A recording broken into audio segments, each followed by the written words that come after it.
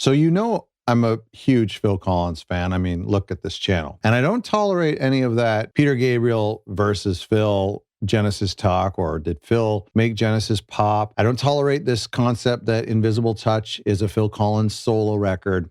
All that to say, I don't like the song Invisible Touch. But the reason I don't like this song, and we're going to dive into some of the more objective things about this song and some of the good things about this song. But the reason I actually don't really love this song, and I just don't gravitate towards it, and sometimes I skip it, because I don't find it very melodic. Aside from the pre-chorus, the built-in ability, that part is like, to me, kind of melodic a little bit. And the verses are okay. But the chorus, I just think is really kind of boring and monotonous. And I just don't find it to be overly melodic. And I'm a huge fan of like the Genesis stuff that's really melodic. And I actually, for that reason, I'm kind of surprised that it's a hit, because it wasn't like controversial lyrics or anything. I think sonically it's great. And that's what I want to talk about. I think this song and all of Invisible Touch, the album, is fantastic sonically. They do some very adventurous and brashy stuff. The Simmons drums are cool, the synths that they use, and then the way that they marry it with like a traditional guitar sound from Mike and the Mechanics. I think it works. And I think a song like Throwing It All Away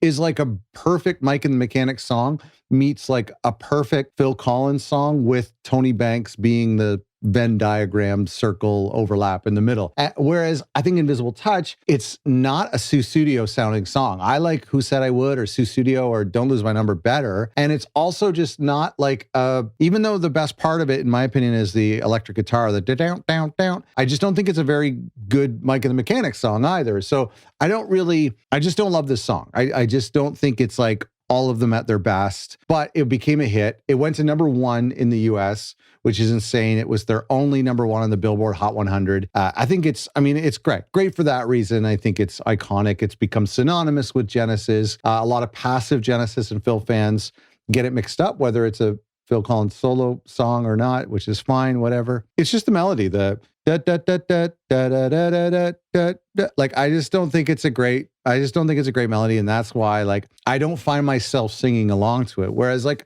a song like Throwing It All Away or I Know What I Like, I just find is like so rich in melody that it's just like a blast to sing along to. This, to me, isn't that way. But the music video is great. That kind of behind the scenes look. I remember I watched that all the time as a kid, where Phil's like in a trench coat singing with the drumsticks, and they're just goofing off and having a good time. I think it's the trio at their best. I love it. I love the Invisible Touch tour. I love the Invisible Touch album. I think it's their most sonically cohesive record. The whole thing gels together really well, very much like many years earlier with Trespass and even The Lamb.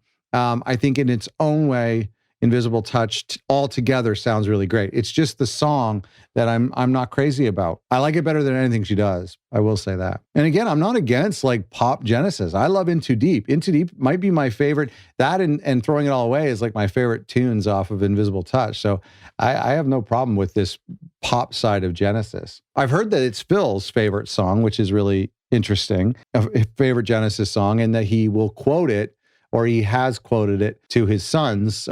Certainly Simon, I don't know about the other guys, but when they were having girl troubles, he would quote this song, which is kind of cute. Now, there's something so cool about the chart position of this. It went to #1, I believe this came out in 86. And when it went to #1 on the charts, it was dethroned from that #1 position by Sledgehammer.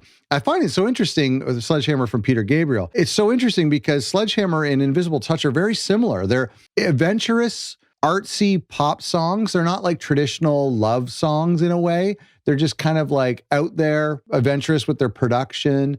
I find them very similar. Invisible Touch and Sledgehammer are very similar songs. In fact, I appreciate Sledgehammer and I appreciate Invisible Touch for what they are.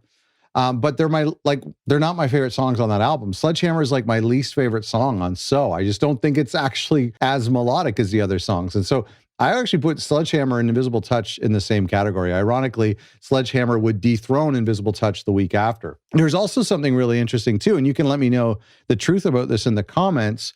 And I should have done my research. I apologize. But apparently, at the time that Invisible Touch was on the charts, Sledgehammer was the #2, or took off Invisible Touch and moved it to #2. But at the same time, Steve Hackett had a track in the top 100 on Billboard. Mike and the Mechanics had 2 songs in the top 100 at that exact same time, which is incredible, an incredible time for Genesis fans and for the band members and the ex-band members. And I believe, you can let me know, I believe that Take Me Home was kind of still hanging around the charts, maybe the top 200 at that time. That's kind of cool. That just shows the power of the Genesis brand. And I wonder if Phil had another song kicking around too, or if there would be one to come. Anyway, that's pretty cool. Okay, now it's time for you. What do you think about the song Invisible Touch? How does it rank for you? Take it or leave it. Let me know.